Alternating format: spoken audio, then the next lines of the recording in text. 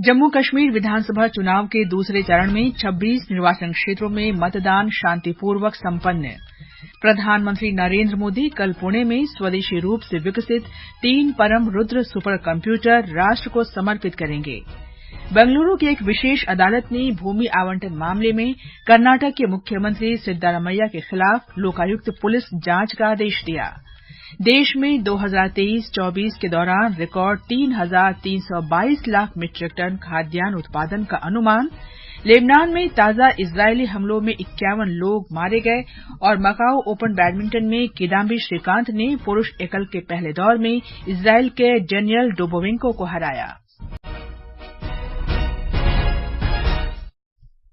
समाचार संध्या के साथ मैं कनकलता। केंद्र शासित प्रदेश जम्मू कश्मीर में दूसरे चरण के विधानसभा चुनाव में 54% से अधिक मतदान की खबर है।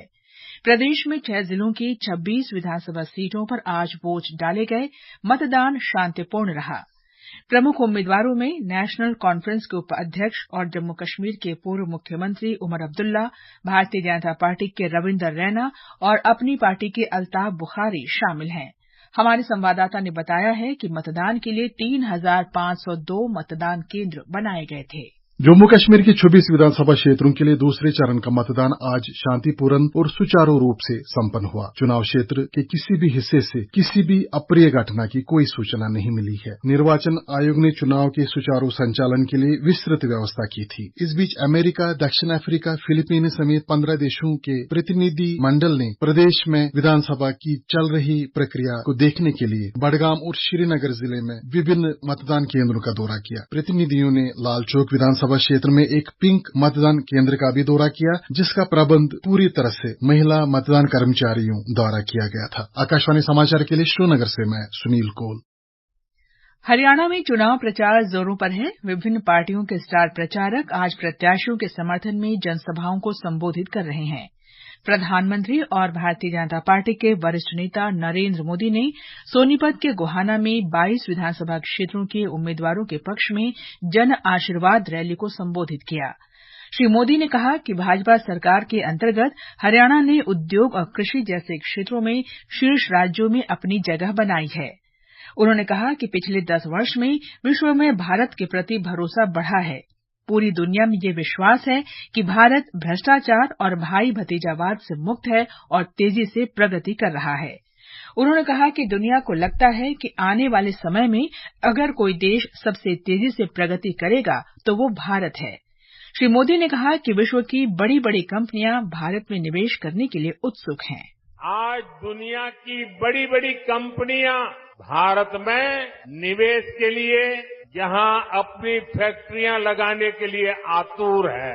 आप सोचिए, जब इतनी बड़ी कंपनियां भारत में निवेश करेगी तो इसका बहुत अधिक फायदा मेरे हरियाणा को होगा, यहां के नौजवानों को होगा। हरियाणा में 5 अक्टूबर को विधानसभा की 90 सीटों के लिए एक ही चरण में मतदान होगा।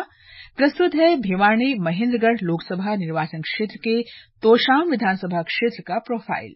तोशाम बंसीलाल परिवार का गढ़ इस बार परिवार के भीतर ही राजनीतिक मुकाबला देख रहा है। दोनों ही राष्ट्रीय पार्टियों ने आधुनिक हरियाणा के वास्तुकार कहे जाने वाले दिवंगत मुख्यमंत्री बंसीलाल के पोते पोतियों को मैदान में उतारा है। कांग्रेस के प्रत्याशी अनिरुद्ध चौधरी अपनी चचेरी बहन भाजपा प्रत्याशी श्रुति चौधरी के खिलाफ चुनाव लड़ रहे हैं, जो कि पहली बार भाजपा की टिकट से चुनाव लड़ेंगी। जननायक जनता पार्टी के राजेश भारद्वाज, आम आदमी पार्टी के दलजीत सिंह और बीएसपी के ओम सिंह व बीजेपी के बागी नेता शशि रंजन परमार निर्दलीय उम्मीदवार के तौर पर इस बार मैदान में हैं। आकांक्षा सक्सेना, आकाशवाणी समाचार, चंडीगढ़।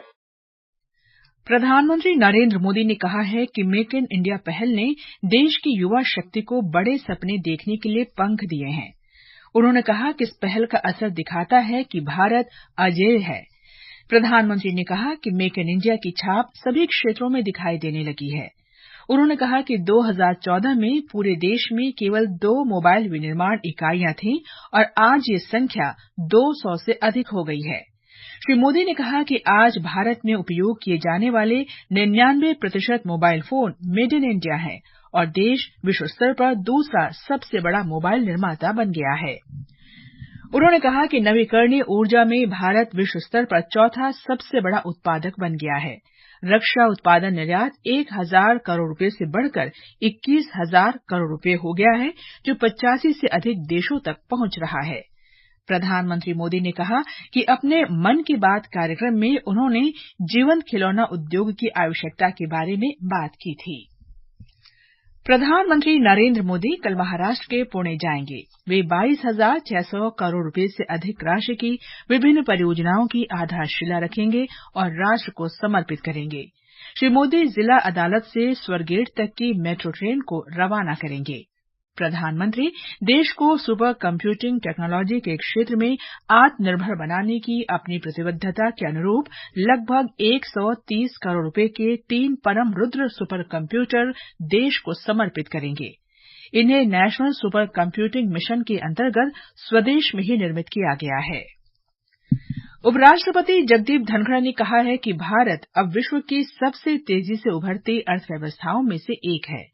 उन्होंने कहा कि भारत वैश्विक निवेश की दृष्टि से भी पसंदीदा देश है। उत्तर प्रदेश के ग्रेटर नोएडा में दूसरे उत्तर प्रदेश अंतर्राष्ट्रीय व्यापार मेला 2024 के अवसर पर उन्होंने कहा कि भारत लगभग $4 ट्रिलियन की अर्थव्यवस्था है और अगले दशक में इसकी विकास दर 8% रहने की संभावना है। श्री धनखड़ ने कहा कि प्रधानमंत्री नरेंद्र मोदी के नेतृत्व में 12 नए औद्योगिक क्षेत्र आकार ले रहे हैं। ये कृत्रिम बुद्धिमत्ता, इलेक्ट्रिक मोबिलिटी और सेमीकंडक्टर जैसी उभरती प्रौद्योगिकी को बढ़ावा देंगे। श्री धनखड़ ने कहा कि उत्तर प्रदेश में भी हर क्षेत्र में विकास हो रहा है। Bharat has emerged as the most buoyant economy in the world.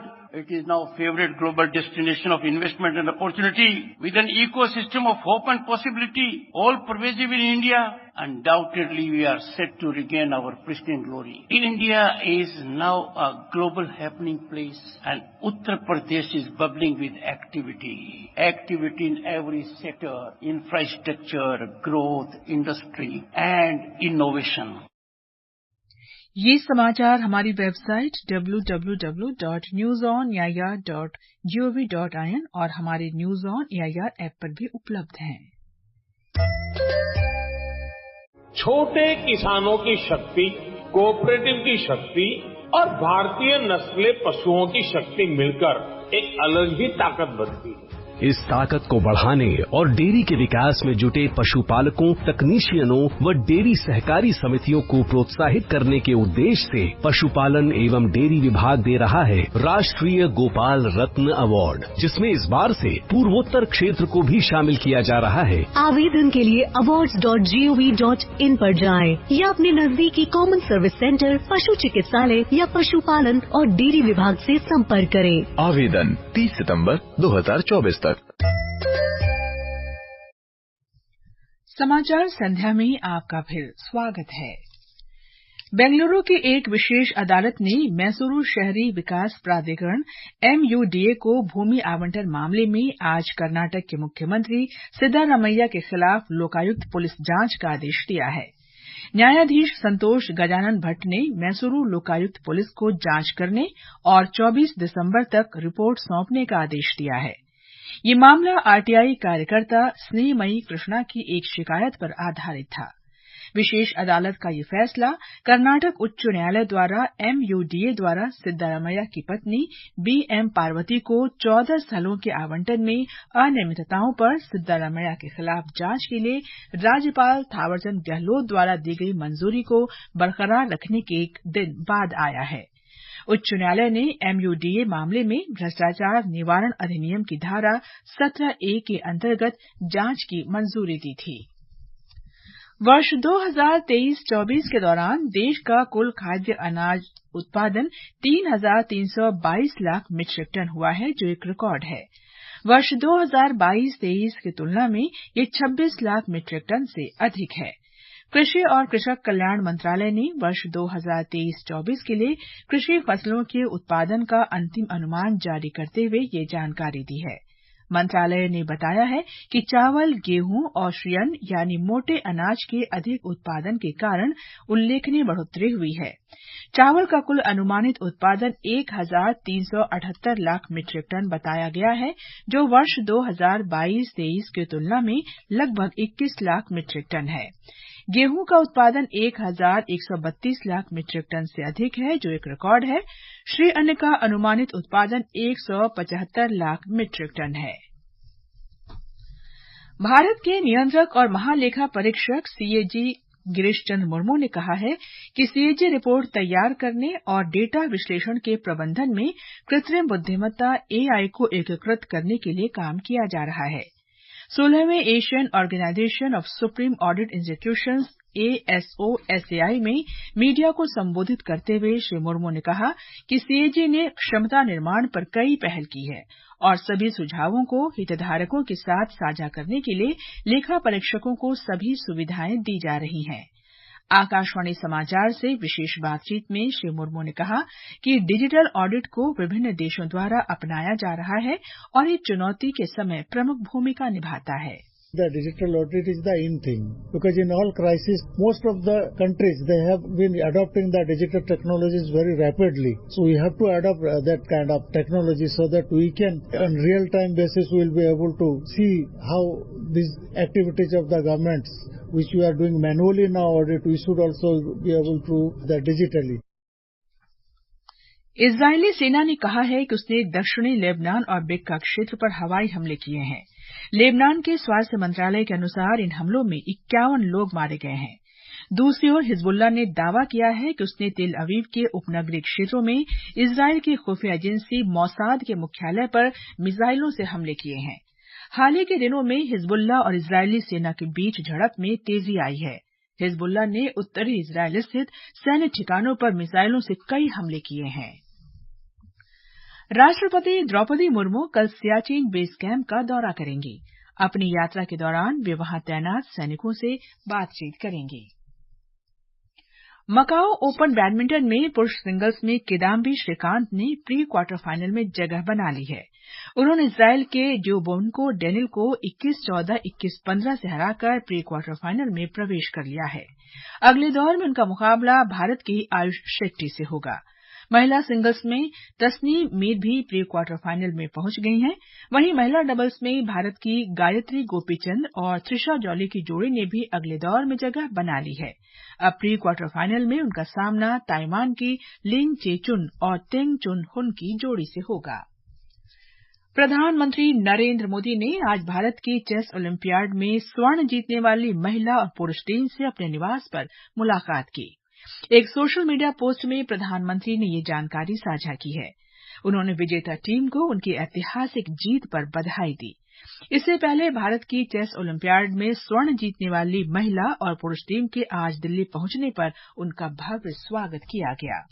और अब आर्थिक जगत की खबरों के साथ हैं विभूति मिश्र। सेंसेक्स और निफ्टी दोनों ने आज सर्वकालिक स्तर को छुआ। सेंसेक्स 255 अंक की बढ़त के साथ 85,169 पर बंद हुआ। वहीं निफ्टी भी 63 अंक की वृद्धि के साथ 26,004 पर बंद हुआ। विदेशी मुद्रा बाजार में डॉलर के मुकाबले रुपया आज 60 पैसे मजबूत होकर 83 रुपये 60 पैसे के स्तर पर बंद हुआ। अंतर्राष्ट्रीय बाजार में ब्रेंट क्रूड के भाव $73.71 प्रति बैरल के आसपास दर्ज हुए। अंत में मुख्य समाचार एक बार फिर। जम्मू कश्मीर विधानसभा चुनाव के दूसरे चरण में 26 निर्वाचन क्षेत्रों में मतदान शांतिपूर्वक संपन्न। प्रधानमंत्री नरेंद्र मोदी कल पुणे में स्वदेशी रूप से विकसित 3 परम रुद्र सुपर कंप्यूटर राष्ट्र को समर्पित करेंगे। बेंगलुरु की एक विशेष अदालत ने भूमि आवंटन मामले में कर्नाटक के मुख्यमंत्री सिद्धारमैया के खिलाफ लोकायुक्त पुलिस जांच का आदेश दिया। देश में 2023-24 के दौरान रिकॉर्ड 3,322 लाख मीट्रिक टन खाद्यान्न उत्पादन का अनुमान। लेबनान में ताजा इजरायली हमलों में 51 लोग मारे गए हैं और मकाओ ओपन बैडमिंटन में किदाम्बी श्रीकांत ने पुरुष एकल के पहले दौर में इजरायल के डेनियल डुबोवेंको को हराया। इसके साथ ही समाचार संध्या का ये अंक समाप्त हुआ। नमस्कार।